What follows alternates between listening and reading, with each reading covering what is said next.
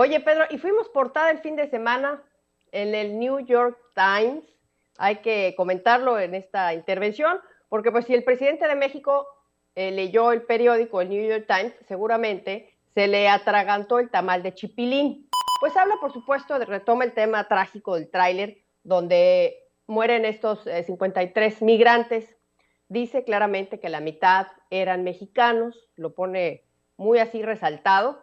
La información internacional con Adriana Braniff desde Miami, Florida. Central FM. Equilibrio. Y en este lunes 4 de julio nos vamos a Miami, en los Estados Unidos, y Adriana Braniff, que como siempre nos tiene información de todo el mundo. Y te saludo, querida Adriana, buenos días. Buenos días, Pedro, en Día de la Independencia en Estados Unidos, claro que sí, está en calma la ciudad, el país completo, ¿no? Porque es un día donde se celebra mucho. Oye, Pedro, y fuimos portada el fin de semana en el New York Times. Hay que comentarlo en esta intervención, porque pues si el presidente de México leyó el periódico, el New York Times, seguramente se le atragantó el tamal de chipilín. Mira, te pongo la portada y dice así, dice, después de una década a la baja, la migración mexicana a Estados Unidos repunta por el aumento en la violencia y la crisis económica. Ese es el título del New York Times, que todos los norteamericanos leyeron este fin de semana, así nos estamos presentando. ¿Y qué dice más o menos este artículo? Pues habla, por supuesto, retoma el tema trágico del tráiler, donde mueren estos 53 migrantes. Dice claramente que la mitad eran mexicanos, lo pone muy así resaltado, y después sigue diciendo que México se ha convertido en un reto para Washington, así lo dice, un reto para Washington en su esfuerzo por detener a los migrantes en su entrada a los Estados Unidos.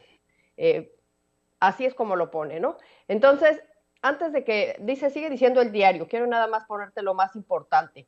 Dice, antes de que el número de migrantes mexicanos aumentara, México era un filtro para los centroamericanos. O sea, ¿para quién? Ya sabemos, para salvadoreños, para guatemaltecos, para hondureños, que huían, dice el diario, de la pobreza o de la violencia o de ambas cosas. O sea, México lo pone como que antes era como un filtro.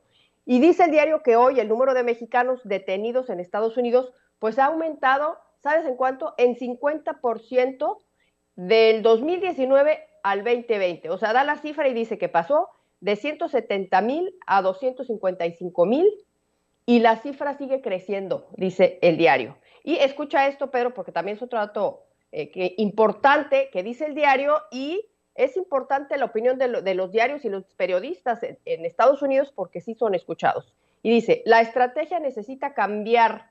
La estrategia de Biden de atender las causas de la migración en Centroamérica no está sirviendo, es lo que dice. Y ahí, pues claro, está desacreditando el asunto de la prioridad o el trabajo que le dio Biden a Kamala Harris para atender de raíz el problema en Centroamérica, para atender la pobreza. Y por supuesto en ese paquete pues entra también esta propuesta del presidente de México de financiar su programa de Sembrando Vida en esa zona como la solución para evitar esta migración, que claramente aquí el diario dice que no está sirviendo para nada. Y dice, del 2009 al 2019, la migración de México a Estados Unidos disminuyó. O sea, antes de que llegara López Obrador, los números mostraban que la migración de México a Estados Unidos disminuyó. Dice, más mexicanos dejaban Estados Unidos de los que llegaban. Y esto se debía, dice el diario, al crecimiento económico de México. O sea, aquí entre paréntesis yo pongo, pues sí, a gobiernos anteriores del que tenemos ahora, incluido el de Felipe Calderón, y aquí es donde se le atora el segundo bocado de chipilín al presidente, si es que estaba leyendo el diario. Pero bueno, luego habla de la pandemia y dice que la pandemia le pegó, pues sí, fuerte a todo el mundo, pero que en México llegó al 2020 y los críticos dicen que el mal manejo del gobierno de México ha hecho que este país sea una de las pocas naciones globales, o sea, nos pone dentro del paquete de naciones globales, que no ha regresado al crecimiento prepandémico. O sea, que nos hemos quedado ahí, ¿no? Y luego dice que la pandemia arrojó 3.8 millones a la pobreza, una cifra que ya se ha manejado mucho en México, y esto también sí suena muy fuerte en este diario, New York Times, que se lee en los Estados Unidos. Dice, 44% de los mexicanos son indigentes. Indigentes buscado en el diccionario es que carecen de lo necesario. Y todo esto pues se da a raíz después, un artículo que se da después de esta tragedia del tráiler, Pedro, que dicen que debe ser un despertar para que Estados Unidos trabaje en un camino para hacer una migración segura, para que sea más seguro. Es decir, que haya un antes y un después de esta tragedia, Pedro. ¿Cómo ves? Pues fuerte, porque pues ahí no hay nada que sea especulativo, todo es realidad.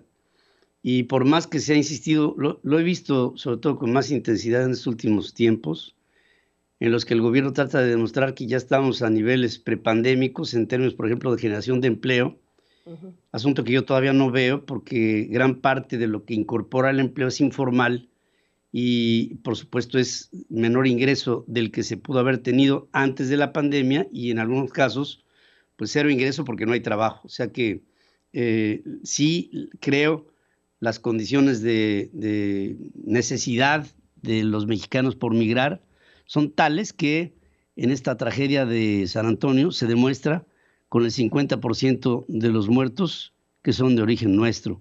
Y esto nada más te da un reflejo de las cifras que en lo general se reflejan en algo como lo particular.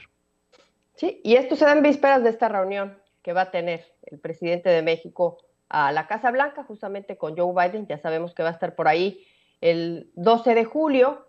Ya cuando lo anuncia, dice que uno de los temas que va a tratar, justo cuando se da lo de la tragedia del tráiler, decía López Obrador, que era uno de los temas que ahora sí tenía que tratar con Joe Biden, como haciendo entender que el problema era de los Estados Unidos, cuando no es así. Esta reunión que ya sabemos se anunció por parte del gobierno de México desde el 5 de junio, justamente pésimo timing, porque se anuncia justamente el día que oficializa su boicot a la Cumbre de las Américas, cuando dice que no va, y además pues fue el que patrocinó todo esto y que todo el mundo se sumó a la propuesta, ¿no? Lo dice el 5 de junio y Biden lo confirma justamente hasta un día después de la tragedia del tráiler, o sea, muchas semanas después, confirma esto siendo que es el anfitrión.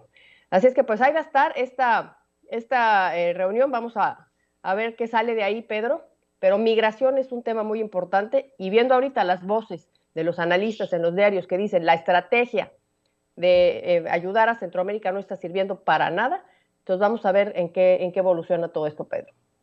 Sí, a mí se me hace que como sea la reunión Biden-López Obrador va a ser ríspida. No creo que se vayan a tratar temas muy suaves porque también están todas las reglas del TEMEC que se han venido violando, que del lado mexicano hay algunos argumentos que protestarían ante la administración del presidente Biden y del presidente Biden hacia el presidente López Obrador, pues ya ni qué te cuento, ¿no? Se han venido acumulando en los últimos tiempos 1, 2, 3, 10, 15, todas en maquiladores, en campo, en servicios, en manufactura, en todo. Y pues veremos cómo es que presionan los grupos de poder que han invertido en nuestro país y que no ven esta reciprocidad del lado del gobierno de López Obrador. A ver qué pasa, a ver si nos salen chispas de todo esto. Ya trae muchos encarguitos Joe Biden, ¿eh? Esta carta que dices, ya le están pasando el papelito, este tema y este tema y este tema, que seguramente los va a tener que tocar, y pues ya sabemos que Joe Biden es muy diplomático, pero sí trae en su corazoncito la cosita de que pues desde hace mucho, desde que llegó a la presidencia, ni siquiera lo felicitó el presidente de México. Así es que pues sí, ahí está, esta reunión va a tener muchos reflectores, vamos a ver, y ya lo estaremos platicando. Hoy, 4 de julio, Pedro, hoy yo diría que oficialmente va a arrancar ya el tema político en Estados Unidos. Vamos a hablar de esto, yo creo que ya a partir de mañana.